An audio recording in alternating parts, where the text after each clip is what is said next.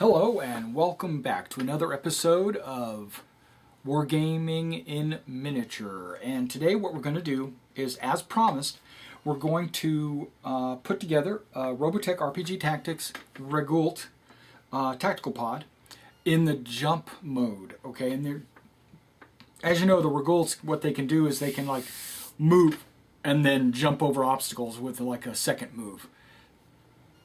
And one-third of your models, or like when you have a sprue, it comes with 3 models, and one of them is actually included with like a little animated jump sprue,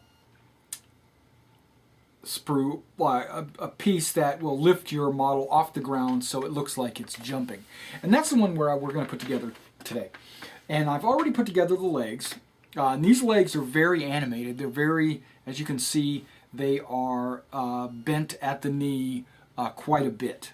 Okay, I've already glued the heels, or whatever you want to call those things, the feet, onto the leg, and I've already put the arms and the hip and the anti-air lasers already are on the torso, you know, along with the back. But if you want to see how to put all that together, you can actually just go to the standard Regult video, and I'll show you how to do that there.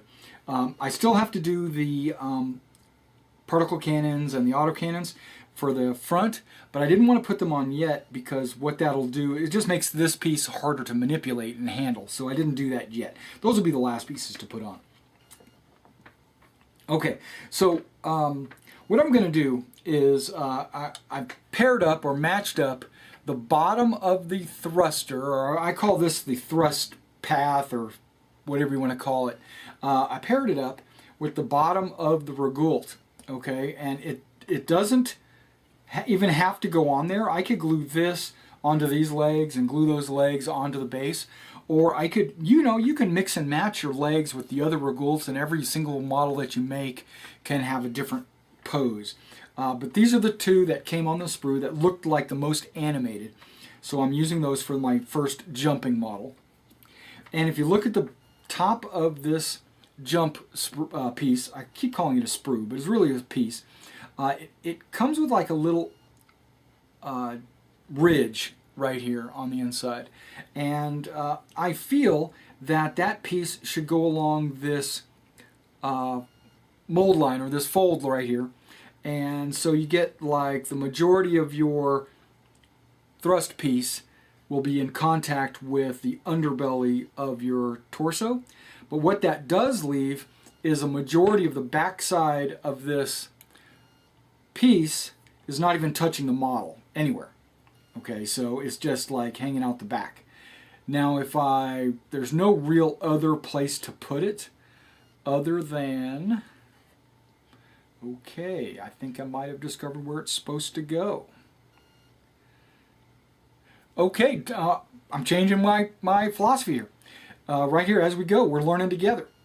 It looks like that little ridge on the jump piece looks like it fits right here on the ridge of the hip joint, and then that would make contact across the whole piece. That is very cool. Okay, so what I'm going to do, that's going to be a hard thing to do. I'm going to have to glue that and hold it for quite a bit of time because it looks like it would be off-centered, and I want to make sure the glue dries. And then I'll have to do the legs. And I want the legs to look like they're kicking way out, okay? Like this thing is jumping for sure, you know. Which pieces to put first? I think I want to put the jump piece on first. That's just my guess. Okay, so here we go. We're going to put some glue on the hip joint. I'm going for it. Glue on the hip joint. We're going to touch the top of the base to the glue, and we're going to separate. Okay, we're going to let that dry for about a minute separated, and then we're going to put it together and hold it for another minute. So, I'll see you then. Alright guys, welcome back. It has been over a minute since I applied glue to both those locations. So now what we're going to do is we're going to press and hold for as long as it takes for it to get stuck permanently, and then we'll be right back. Pressing right into the right spot. Yep, that's where it goes. And holding. See you in a few. Alright, and so what you get is you get your torso and your hip and then this jump column right on top of it, which is actually underneath it. But what I'm going to, because that's such a tentative little hold right there, I'm going to give it another minute or two to dry before I continue on. Alright, welcome back. Now what we have to do is we're going to have to put the legs on. Now you see that this torso and thrust pack is like this. Now when I'm going to glue it on my base, I'm not sure if I'm going to glue it all the way to the back or in the middle or where I'm going to glue it. It's going to be dependent on how I position the legs. Now I've considered the legs reaching forward, you know, when the jump is, but I'm kind of on the fence where I think the legs should be back behind the model during the jump. So what I'm going to do is I'm going to just visualize both positions. I'm not going to put one leg in the front and one leg in the back. Definitely not going to do that. I'm going to put both legs to the front or both legs to the back. But before I do that, I kind of want to visualize by assembling the model, putting the jump thing down. Okay.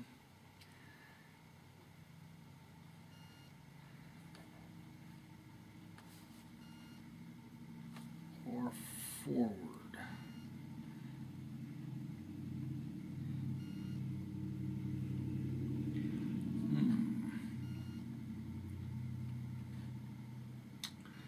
If I put it forward, it looks like he's getting ready to land, actually.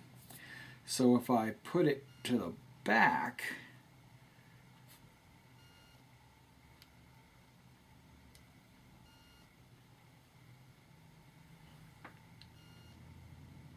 yeah, I'm going to definitely put it to the back. It's going to make it look like it's seriously putting on a serious jump.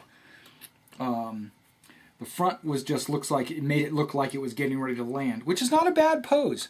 That might be one of the poses I do in the future. So what I'm going to do is I'm going to glue the legs on. You won't really be able to see it until I finalize and glue it to the base. But right now we're going to glue the legs on, and with the torso, you know, the jump, I'm going to put the legs way back so they're behind the plume. Okay, behind the plume.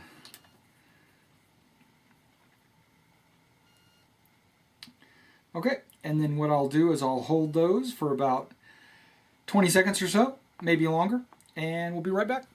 Alright, now that the legs are glued on, you can kind of see the pose that I've got them in. I've got the legs way in the back, and I got the plume kind of leading the charge. But what that's going to wind up happening is the torso is going to be way forward of wherever I glue this on the base. Now, and the legs will be sticking out the back. Now, so I don't want to pull the plume all the way to the back of the base. Even though that would be balancing, I want to slide the plume just a little bit forward so the majority of the model is over the center of the base. And so it looks like I'm only going to be about 1/8 of an inch from the back tab. And that's okay. That's, you know, whatever looks best for your model. So I'm going to apply some glue to the bottom of the plume. I'm going to glue it onto the base. And I'm definitely going to have to hold it for a good minute or so. So I'll catch you when I'm, after the minute. Alright, welcome back. I've got it glued. It's only been on there a minute, so it's probably still a little wet. But I've got it glued on the base, and it definitely looks like it's jumping. It's like head first. But I wanted to point this out. You really have to pay particular attention to the trimming of your heels and your toes and everything around your feet. A little bit more than what you do on your standard feet on the ground models, because When I flock this, that's not going to hide any imperfections that are on the feet.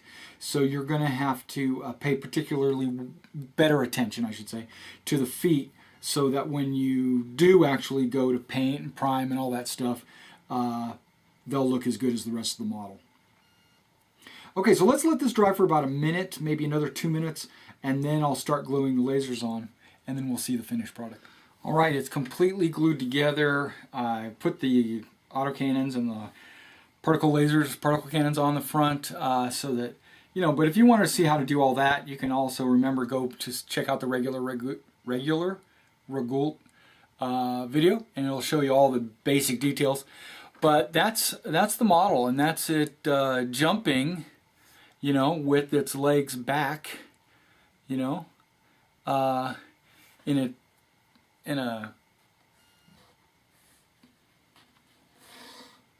I don't want to pop it down. Okay, and that's it jumping in a pose. Now, if you take a regular Regult, okay, and you put it side by side, you got about, it's a little bit taller than the regular Regult, maybe half an inch taller, Then you got the running Regult, and it's a little bit taller than that one too. Now these are the 3 models that you get on one sprue. So you get a bunch of sprues, and on one sprue you get these 3 models. And the legs that I used for each of the models, they're all technically the same leg. They're just in different poses, and they attach exactly the same way. So there's nothing wrong with you swapping out different legs for different Regults.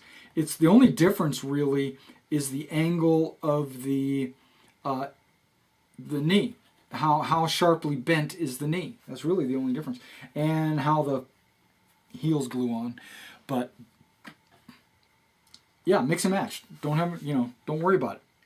All right, now I'm going to film another video right after this one. It's about it's kind of like, it's not going to be a model building video.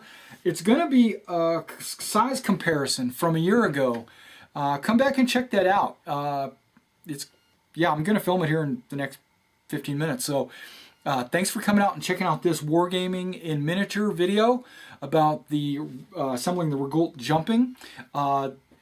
After this, we're going to have to start going into, wait, did we do the artillery pod yet? We have not done the artillery one yet, so we'll probably do the Regult artillery, and then after that, who knows, we might eventually get into the Veritex. I'll see you on the tabletop.